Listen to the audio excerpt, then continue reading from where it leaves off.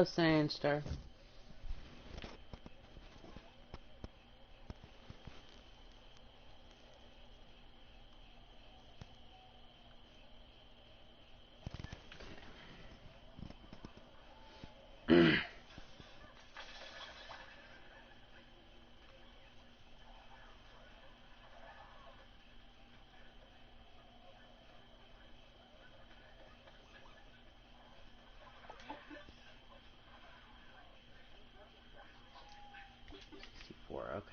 Okay. Hello, Red Biggin, or Red. I was gonna play some of this, and I was gonna play. I got Ultimate Marvel vs. Capcom 3 tonight, and I was gonna play some of that.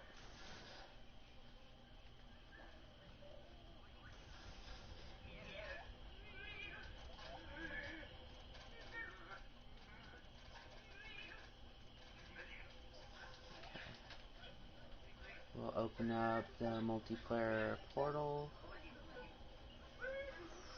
Let's see.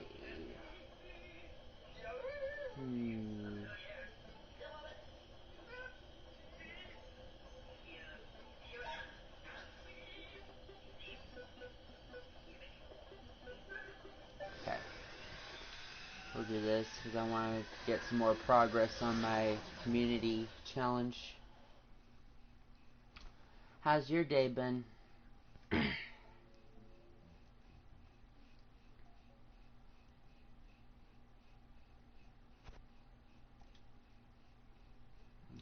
and we'll get this. And I was also going to talk about that Young Justice Outsiders finale, because man, was that crazy. Sorry I missed the last stream. I was sick and slept for almost the entire day. Well, I hope you're feeling better. I mean, it depends on if you think if the last stream I did was it was a mobile game. It was Marvel Future Fight. The game's actually pretty good for a mobile game. So I don't know how you feel about with mobile games, but Future Fight's pretty good.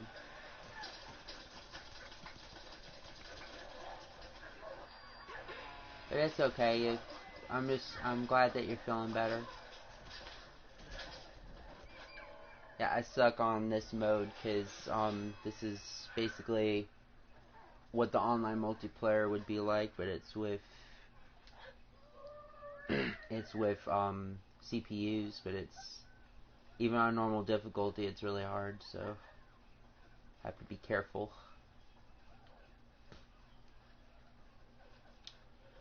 But yeah, that Young Justice finale was crazy. They had Cyborg. I am sort of okay. That's good that you're feeling better to a degree. Future Fight is okay. It just eats up space. Yeah. Yeah, the next update, because last year, I think it was last year, the year before, they added X-Men. And in the next update, they're adding Kitty Pryde and her alien dragon Lockheed. So that should be fun.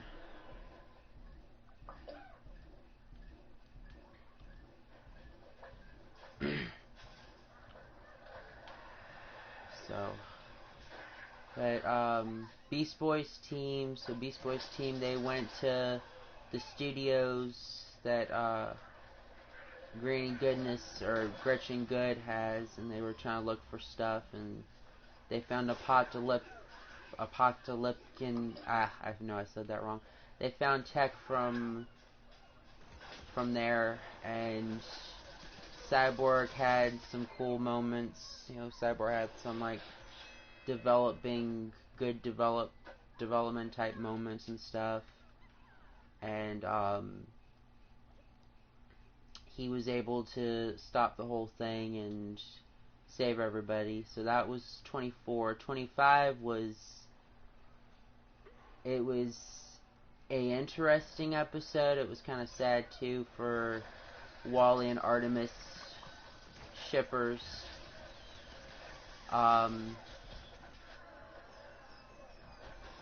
and then the finale was they went back to Markovia to stop Brian and Tara's uncle, and they did something really interesting with the finale, but I don't know if you'd be fine with spoilers, so I'll leave that up to you if you want me to say what happens.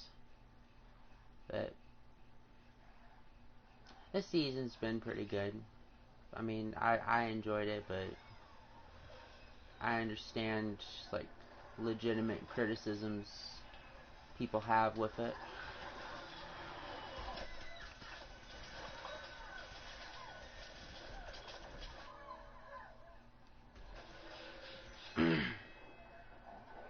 I hope the audio is okay. I don't want it being too loud. I know the zombies will probably win this. I'm just doing this so I can beat.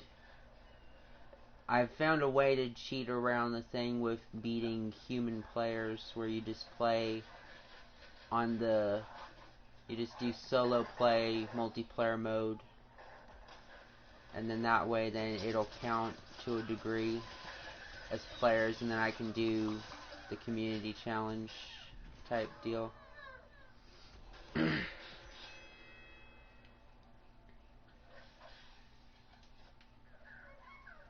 Because I don't have where I can do online multiplayer. At least not right now. Maybe another time.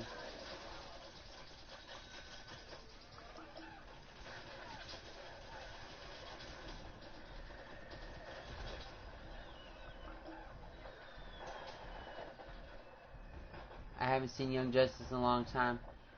I mean, the new seasons, I mean, some people have said that it hasn't been that good. Some have liked it. I guess I can go ahead and say, they kind of subvert what happens in, the Judas Contract, because this season they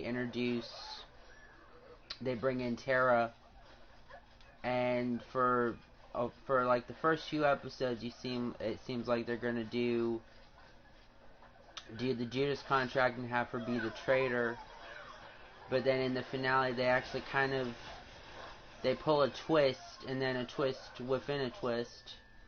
The twist was that she ended up not betraying the team. Hey, what's happening? Hello, Underworld Dream. I was playing a little bit of Plants vs. Zombies Garden Warfare 2, and then I got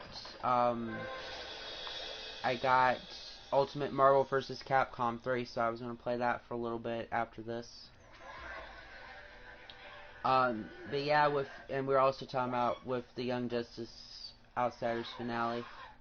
Yeah, but they subvert what happens in Judas Contract. They don't make Tara the traitor, and it's like they find, like, it was revealed that Artemis and Batman knew all along that she was like still working with Slade, and they chose not to say anything. And then they had where it was supposed to be before she could do anything. That was when she came forward. Didn't watch it. Oh, that's fine.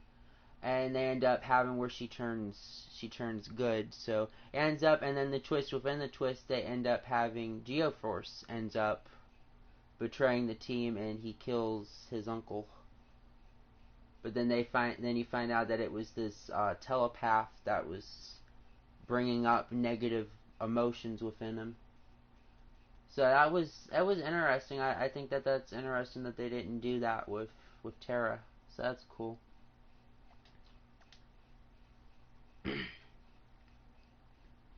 And I also got some, I think yesterday I went over to Ollie's, where you get graphic novels like DC, Marvel graphic novels at, kind of bargain prices. So I picked up 5 graphic novels. I got, Robin Volume 2 and Robin Volume 3 by Chuck Dixon. Um, was Slade a pedo in this one? I don't think they really. It seemed almost like, I don't know, like teacher trainee type thing. They didn't do. I don't think they went that far with it. I think there may have been a couple stuff alluding. I don't know if there was like one or two things alluding to that, but from, I mean, they don't reveal it in the show. They don't like have this outright thing of Tara saying that Slade, messed with her or anything. So I don't think they went that far with it, but it was abusive though. He did hit her and shit, and it got crazy. Well, not like crazy crazy, but it was like wow. The season did go like pull all the stops with stuff, because I mean it's a bit, at times it can be a bit more, a little bit more gory. Was she in a bathrobe with him on the computer? No, no, that wasn't there. That wasn't a thing.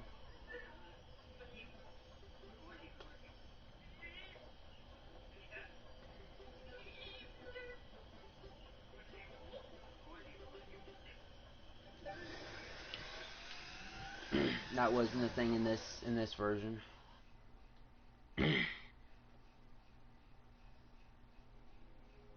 But and they also, oh, I forgot to mention, they also teased in the final scene of the show. They teased Legion of Superheroes. They were at the end of the season. They were at Bibbo's, which is the Superman character, as the in the Young Justice. I think in the comics continuity, he's a sailor. I think, um, or he has a boat. I remember Superman the animated series. He was not a sailor, but he had. Oh my gosh, that's loud. Um, he had. I think he had a boat, I guess. But in the Young Justice cartoon, he has. He has. He owns a diner. So they were all eating at Bibbo's after their win. They were all eating there and all happy and everything. And then you see a waitress, and she's pouring coffee or something for McGann and Connor. And then the scene ends, and then it closes in on the ring. He had the best story from the Death of Superman story. Cool. That's cool. Um, so yeah, and then it zooms in on her hand. Like, first, from a distance, you think it's just a normal ring, but then it zooms in and you see the L and the star symbol. So somehow this waitress has a Legionnaire's ring. Plants vs. Zombies Garden Warfare 2 kind of brings back memories of Plants vs. Zombies. Hell, it brings me back memories in 2011 where I always played, I'm assuming played Plants vs. Zombies. Yeah, that was a fun game. I loved playing that. I'm gonna have to get a new copy eventually on the computer. The copy we got, for whatever reason, would only install on one computer, which I really hated, because older computer games never had that issue. You could have it. It would install. You only had to get the game one time, and it could install on unlimited computers. But I guess newer computer games, you'd have to get it multiple times. I really hated that. That you could only. Some of my Sims and Lego Batman. Ah, okay. Yeah.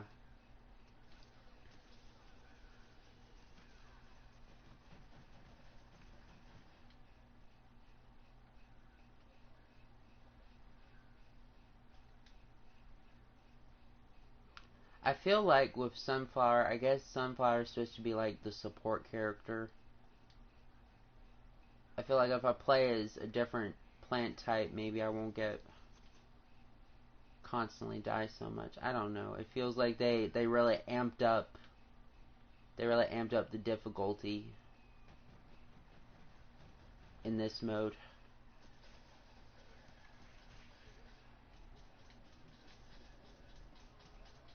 Like right there.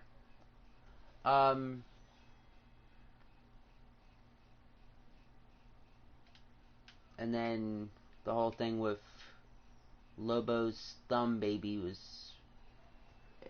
funny, but it freaked me out.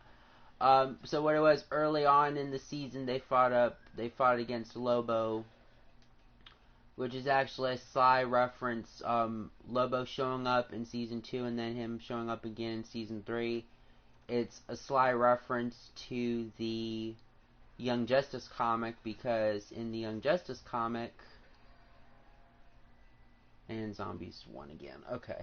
In the original Young Justice comic, at some point in the story, Lobo gets turned into a kid, and then they call him, in the comic, they called him Lobo Jr., and then Lobo Jr. joined the Young Justice team for that run.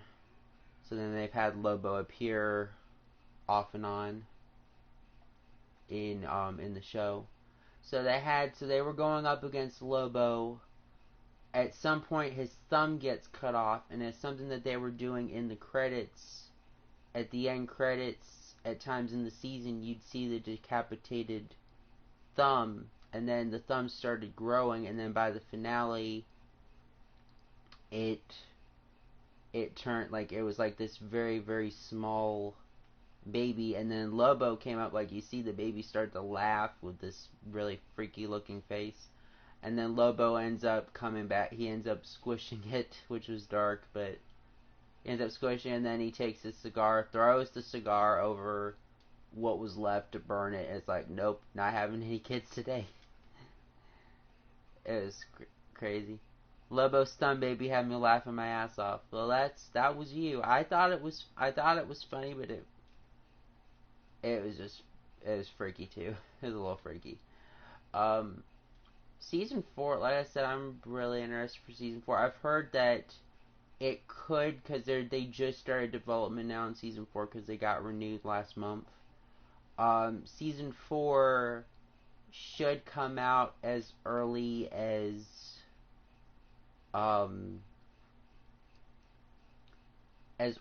fall 2020, so people will have to wait, but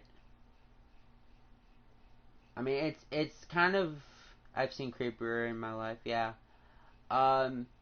It is a shorter gap from when they announced that it was coming back to when it released, because it released back, season 3 started back in January.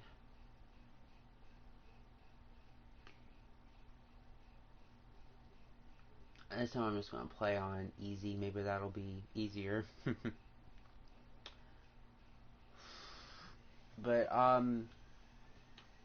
it makes me wonder what they're going to do with season 4. Are they going to do time travel? Because you got, that Legion, Legion of Superheroes tease with the ring. I mean, you never know. I mean, that could be something interesting. Be another interesting way that they could show Wally again if they, like, go back in time. But they just can't say anything to him. They'd have to either avoid having him interact with their season 4 selves, and they certainly can't tell him that he's going to die, or quote unquote die. I guess I'll try the pea shooter this time. So yeah, but watching that, I started rewatching Batman Beyond, which has been pretty good. I've rewatched the first 4 episodes, so that'll be cool, and that's cool. I mean,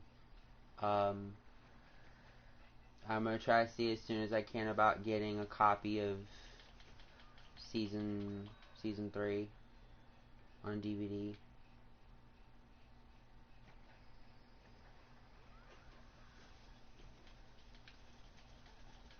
And I'm happy that they made it comics too. That they made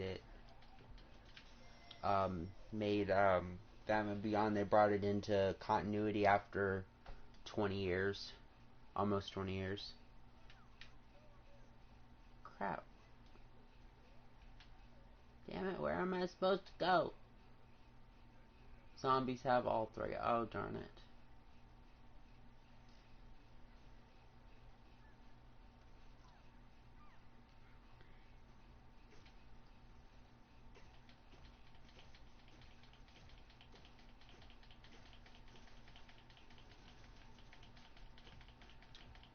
I feel like if I had backup, maybe I'd have an actual chance on this, but Batman Beyond's pretty good. I'll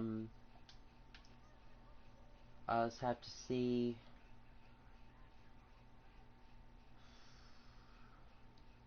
what else. I feel like with Batman Beyond, I know I'm kind of going semi-off subject with because we were supposed to be talking about Young Justice, but at least I'm keeping the conversation going.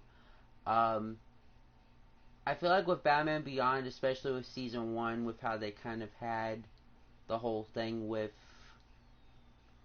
um, how they had the whole thing with the story, because I liked how interconnected it was with having with going into the whole I think Derek Powers, the Blight, the man who killed Terry's dad. I liked how they kind of had that going throughout the season, and they didn't just have it be just every like off and on. I feel like Batman Beyond is a CW superhero show done right, like done really well, because it's been like it has the teenage hero, it has does kind of do the stuff that's like some high school stuff, but it's not cringy and it's not all about the romance and toxic ships and whatnot. So I mean that's cool. Bart in season 3 is useless. Seriously, have him go back to the future. I don't know. Some people. I mean, I saw somebody on Twitter say that that Bart was the comedy relief and that he was way better comedy relief than Forger. Forger just got annoying. Was the We're All Outsiders a big deal in the show? I cringe because it reminded me of all the leftist millennial hashtag movement Me Too and something.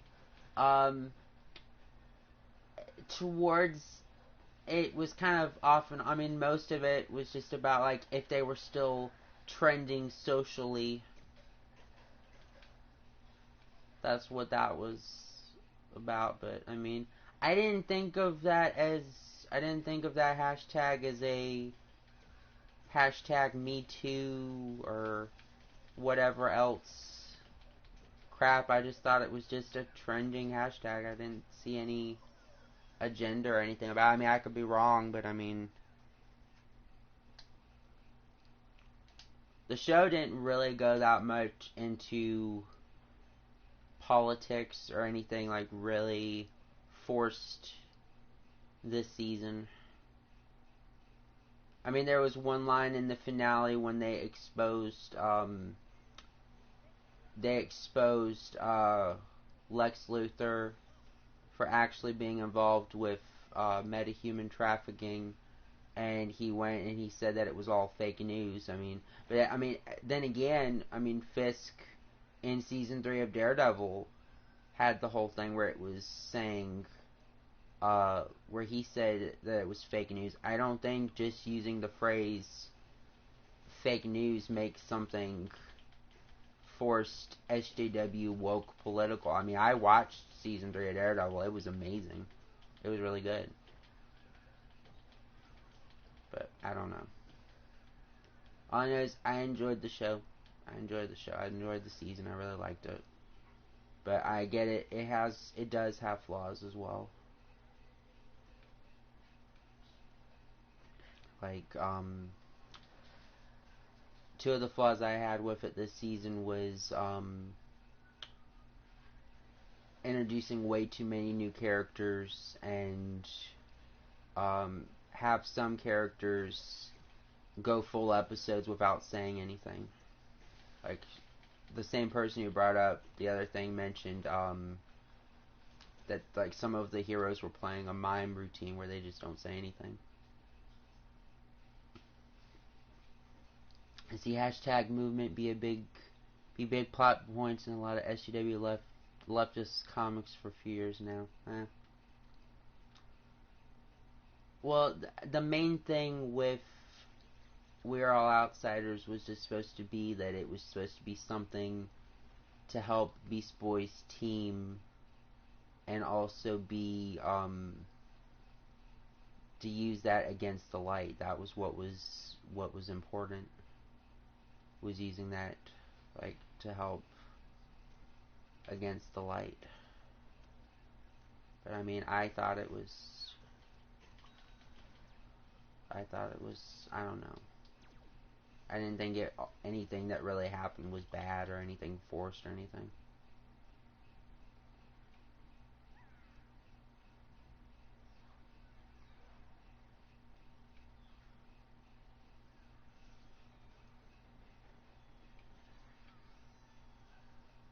Who knows?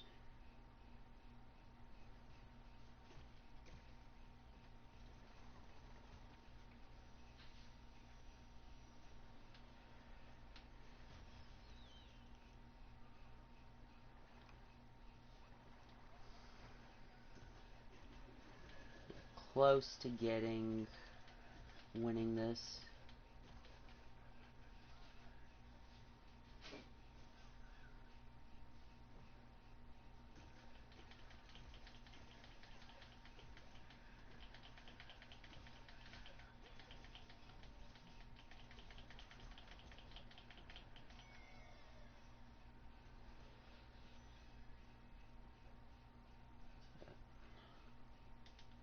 Respawn.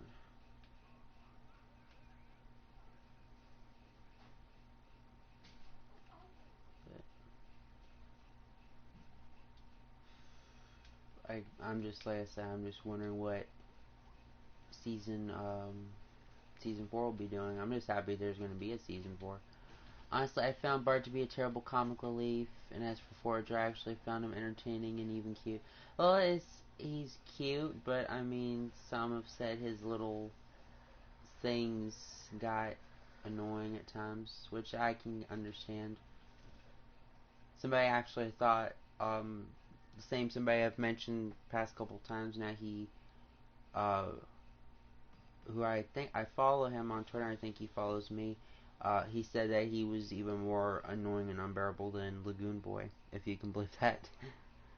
I mean, it's just people have their own opinions. It's nothing.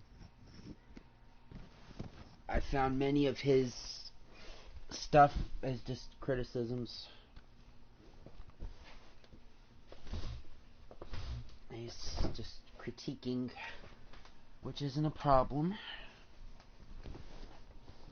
That isn't a problem. So let me prop my legs up and set this right here. There's a rumor that Black Knight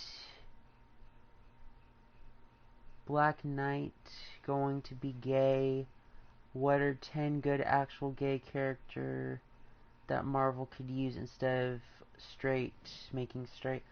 Who's Black Knight though? I've never heard of Black Knight making straight. I don't have my tablet on me, so I can't read the rest. Making straight characters gay is what I'm going to guess you said.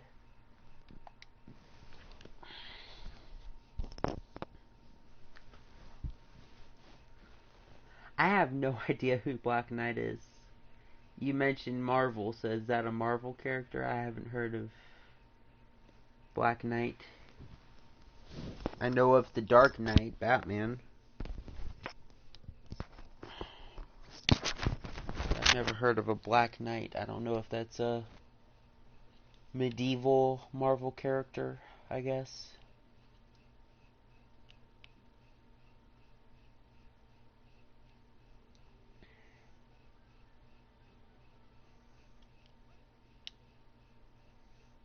There's also Moon Knight, but Moon Knight, that's not Black Knight, so I don't know if you can clarify that for me, who Black Knight is. 78 out of 200. Okay, well, I'll do a couple more of these. I want to try to at least get to 100 tonight. Yes, it is a Marvel character that dressed as a Black Knight. He's also in the Avengers. Oh, okay.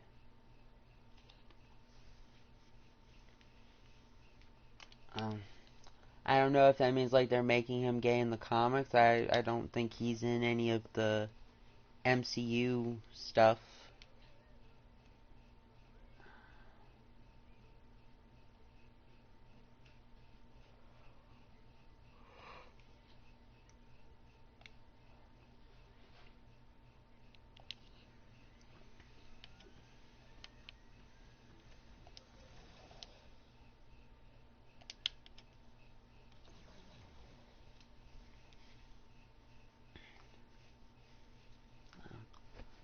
I don't know, because I mean, after all the backlash with Iceman, I don't think they're going to be making anybody else gay. I mean, they kind of they dodged a serious bullet with Shatterstar, because Shatterstar, before making him gay, which he wasn't stereotypically gay. He was still, I read the first issue of his miniseries, and he's still a compelling character.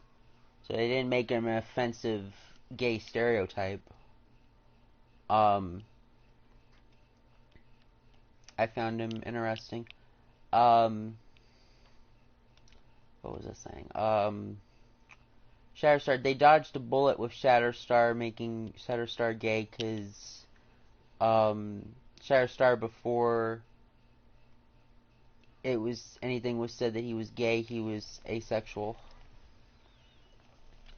I heard it was his boyfriend, I don't know if it's Richter, whoever Shatterstar's like boyfriend is. I heard stuff that they made him gay, or maybe he's bisexual. Maybe he had interest in girls, and I don't know. But I mean, I read the first issue of the Shatterstar mini. I thought that was pretty good. He was still badass.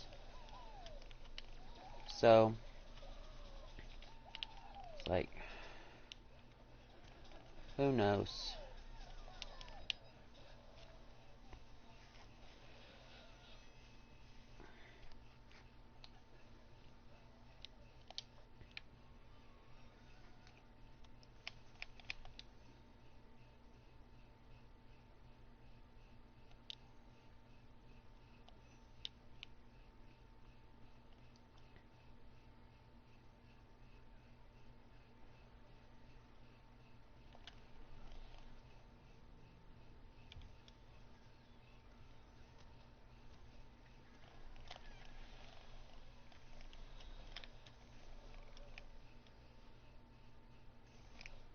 In the movie for Eternals, do you remember that Jon Snow's going to play him? Oh yeah, I heard about that. That's the character you were talking about.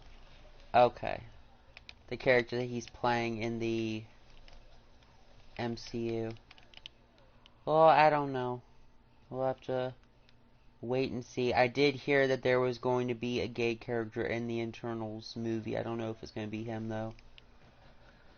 Honestly, the actors seem very pretentious, so I mean, it's like they're trying to get people like going like they feels like they can go and say like they can be pretentious asshats, and if fans get mad, they can go and say like, oh, you hate me because of my race or some bullshit like that. But it's like no, I don't hate you because of your race. You're just an asshole. You're just acting very, very pretentious, very smug. It's like they bring up about how like, oh, they brought life to the universe, and it's like, and then the guy was like, oh well, like you're welcome, Chris Pratt character, and I'm like, okay. Um, But anyways, so it's like, and it's like, if there are these all-powerful god people, whatever, where the fuck were they during Infinity War and Endgame? They did nothing.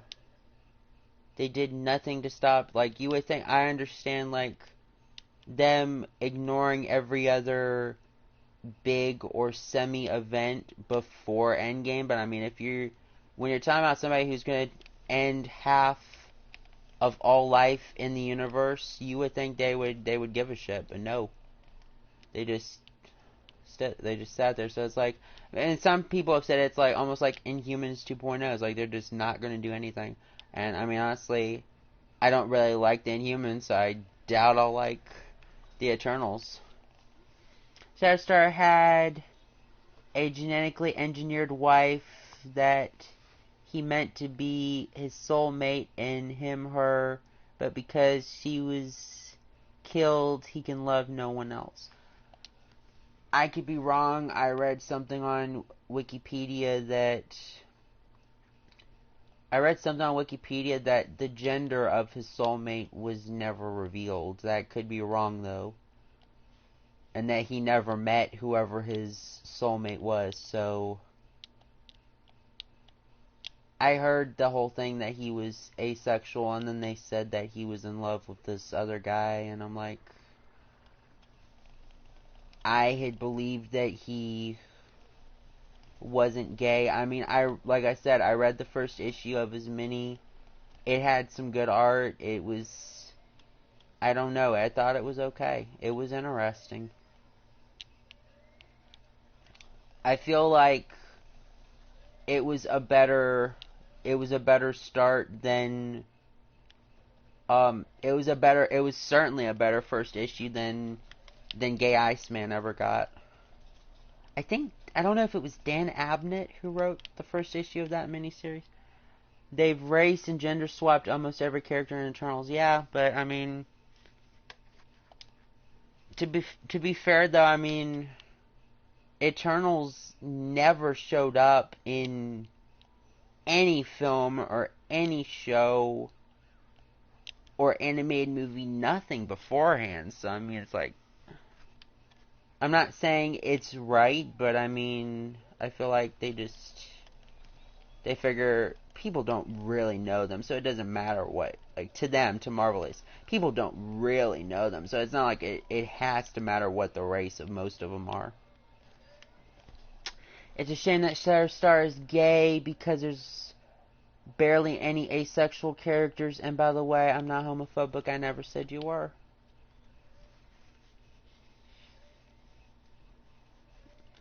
I just feel like Shatterstar's comic, I feel like that was a better way of doing a gay superhero comic. It certainly wasn't as forced as Cena Grace's bullshit.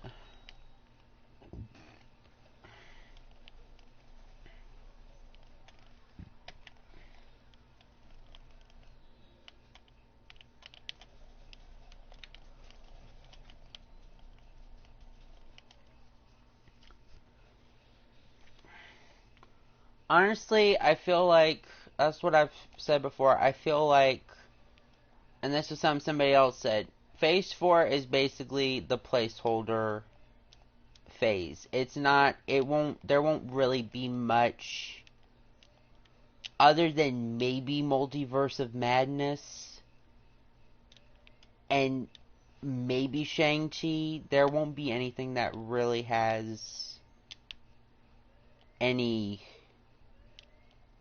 relevant, like anything that will be impactful in the MCU. It's not like, what I mean by that is, I don't think any of the films is gonna fucking introduce Galactus or set up whatever the next big arc is. If they're even going to do anything like that again, like what they did with the Infinity Saga. I heard something that they're going to be doing like mini arcs through like a few films, but nothing like that. I don't know if they'll be doing anything like the Infinity Saga, so it depends. Because Eternals technically doesn't matter because it's like they were never mentioned beforehand. They weren't anywhere in Infinity War. It feels like a filler phrase. That's what I'm saying. Now they're turning other characters asexual to fill the missing asexual characters because the asexual were turned gay because of diversity. I actually, to be honest, I haven't heard of anything of any major minor characters being turned asexual. I've heard stuff of characters being turned gay, but nothing about any being turned asexual. I don't know. That's what I'm saying though is, Black Widow's a prequel. Black Widow's gonna be between, I'm guessing between Civil War, it's just after Civil War, but before Infinity War, so it literally should have been a Phase 3 movie, but Feige hates her, so,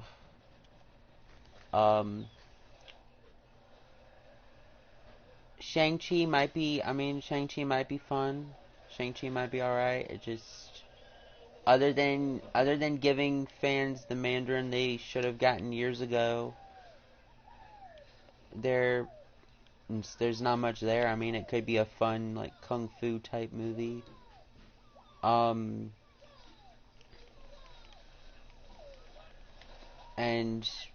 I mean, Multiverse of Madness might be something, I guess.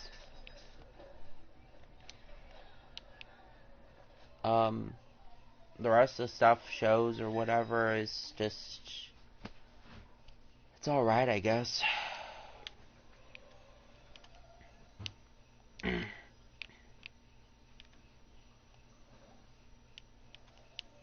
mean, I'm excited for She-Hulk and Moon Knight, so I mean that's something. I was interested in Blade, but then the rumor went out that he might be a black Muslim, and I'm like, can he just be?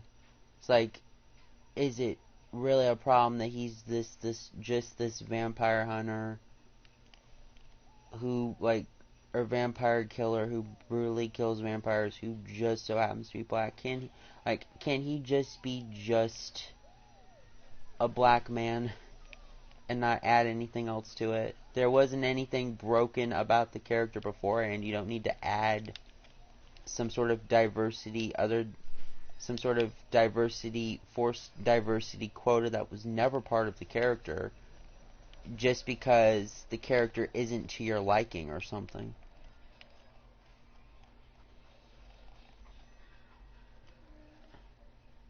It's like, it's just, damn, it's like, you don't have to do whatever. I mean, I didn't really have a problem with Black Panther, but I mean, at the same time, I just thought it was decent to okay. It wasn't, I mean, it was good on the first watch at least, but I mean, it was just kind of, I don't know. It was alright. I feel like it was overhyped. I mean, I wouldn't say it was better than other films.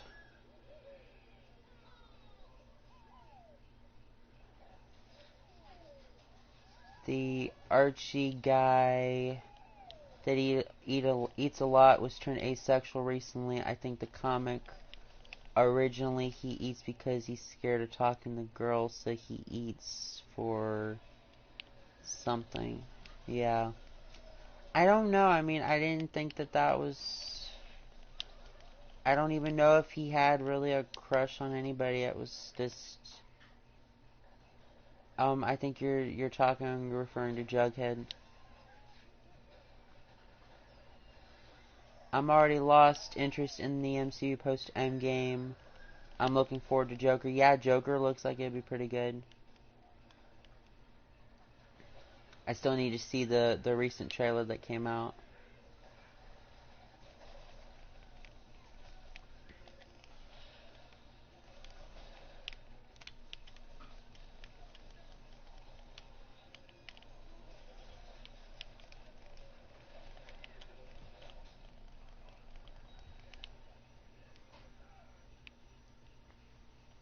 As I'm saying, with movies, there isn't really much left from Marvel. I mean, honestly, personally, I'd like a new cartoon, cartoon that I want to see. I heard that of all characters, Moon Girl and Devil Dinosaur is getting a cartoon on Disney, either Disney Channel or Disney XD. I think they said something. Lawrence Fishburne is the producer on it, so it's gonna look better than the shows Disney supposedly funds. Please see it. The trailer's fantastic. Well, I'll probably check it out later. So about the MCU Blade movie, I'm gonna quote. So about the MCU Blade movie, I'm going to quote Blade in the first Blade movie. Mother effer, are you out of your damn mind? Yeah, that sums it up. I need to see at some point about getting I have the first Blade movie on DVD. I need to get the other two. I found out the Blade anime you can watch free on Crackle. All four of the Marvel animes are back on Crackle. So that's cool.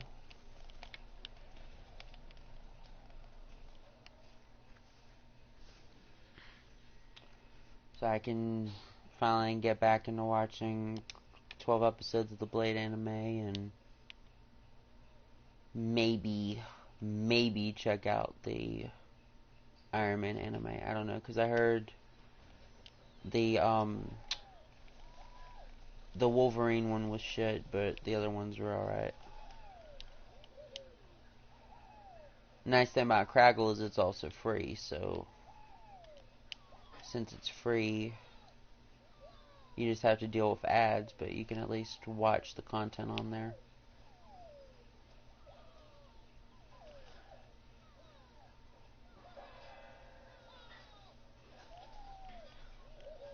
I just need to make it over there. Come on, come on, come on, come on. Yes, I did it. Alright. I've also got to watch one of the CG Resident Evil movies on Crackle as well. It was okay. I think it was, I know it was called Resident Evil Degeneration. I think it chronologically takes place a year after Resident Evil 4. But I just hate that they didn't reference. I understand it wouldn't really be important to the movie, but I would have loved if they had mentioned something, anything that happened after Resident Evil 4.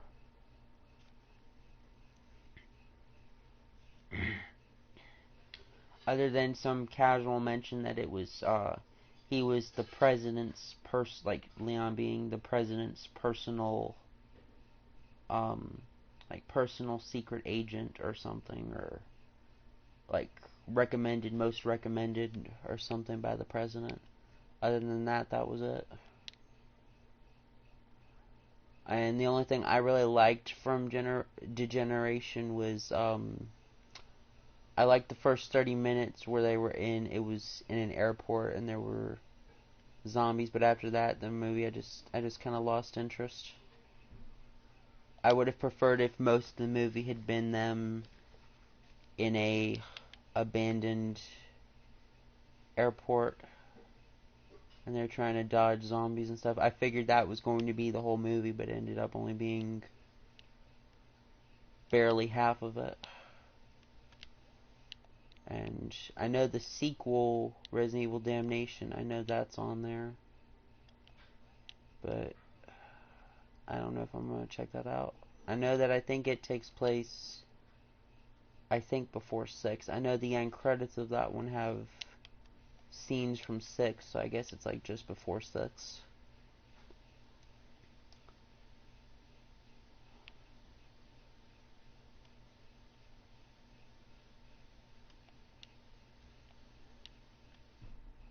Resident Evil 6, I mean.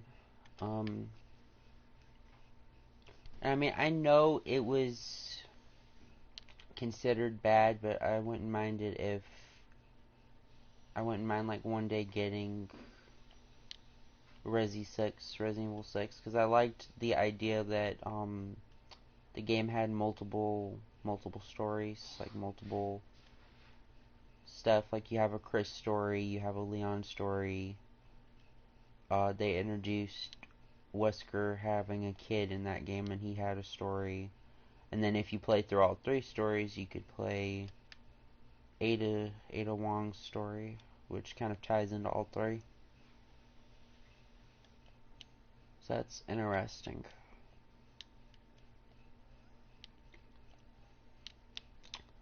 But I guess, okay, I got 91 out of 200. I guess I'll get ready. I'm going to quit this. I'm going to temporarily end the stream so I can get Ultimate Marvel vs. Capcom 3 going. So I figured I'd play this for about 50 minutes, and then I'd get Ultimate Marvel vs. Capcom 3 going and play that. If Sony can't get Zendaya, since she's a long Disney actress who may not want to piss Disney off back for Spider-Man 3, then who do you think is going to play MJ? I don't know. The best that they could do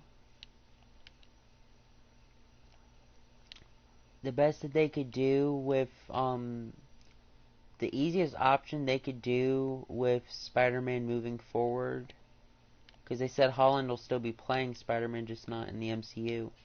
The best thing that they could do is just say after Far From Home he somehow gets teleported to another universe, perhaps maybe the Venom universe, and he loses his memory. So, because that's the thing, they can't have MCU Spider-Man 3 or Holland Spider-Man 3. They can't have it be in the MCU, and they can't even reference, perhaps that's for the best, but still they can't reference any moments from anything from Civil War up to Far From Home. So I feel like they kind of did that just to, I don't know if they did that just to make it harder for Sony to start fresh and make a new movie, or make a quasi-sequel out of what they have to deal with. The CG movies are pretty good. I've only enjoyed the first and third live-action movies. I kind of liked that the second one, Apocalypse, I kind of felt, now that I think about it plot-wise, the second movie was kind of sort of an adaptation of, or at least partially an adaptation of the second game, with some of the plot elements, like it's in Raccoon City, the zombies attack. They have, like, and then you have, there's literally a little girl in that who's basically the movie's version of the little girl from the game. I would suggest have Black Cat, because then you can do a spin-off. Yeah, they could have her be a villain, or have almost like a Catwoman type role where she's like anti-hero type, and it's more of a side villain, side role, whatnot.